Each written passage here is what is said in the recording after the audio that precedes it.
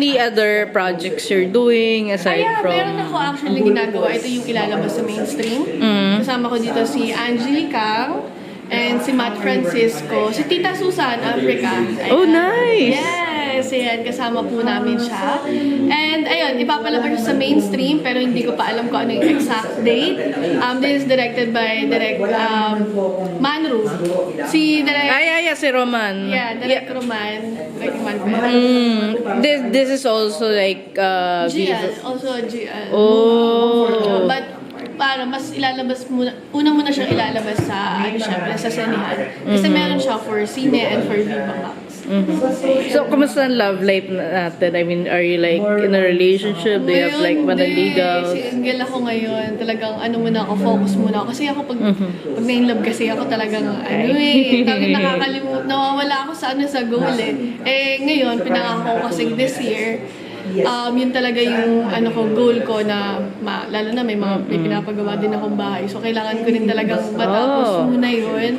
And of course, marami pa, pati syempre negosyo, gusto ko rin magkaroon din ng sariling May naisip ka na ba? Although meron naman na ako, kaso nga lang, syempre mas gusto ko marami pa, mas lumawak pa, para syempre umiikot yung pera. Diba? Ayun, and syempre yung sa family ko, and ko man lang sa family ko, maigala ko kahit man lang saan. Syempre matanda na sila kaya kailangan ko syempre, more bonding sa amin. Syempre, ang hirap kasi na, hindi naman sa sinasabi ko na mawala sila, pero ang hirap kasi, di ba, mawala ng magulang. So gusto ko, lahat ng kaya kong ibibigay ko para sa kanila. Hanggat nag-give sila para sa akin.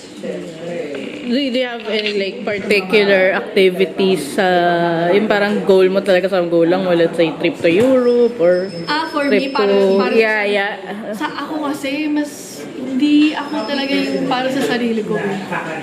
Gusto ko talaga kasama. Kasi kung ano yung gusto kong nararanasan ko, kung saan man ako napapunta, gusto ko nandun din lahat, pati yung parents ko. Ganyan. Gusto kong sabay kami. Ayokong may naiiwan. So yun yung masasabi mo short term, napaano mo na ba sila parang like out of country, hindi pa? Yun yung short term, yun yung next goal. Dito pa lang, halos sa Manila pa lang. Gusto ko nga una silang dalahin for local dito lang sa Pilipinas. Boracay. Yeah. Syempre. Pero yung pangarap ko sa ibang bansa, syempre Europe. Europe na tayo. Of course. Doon tayo sa may Eiffel Tower.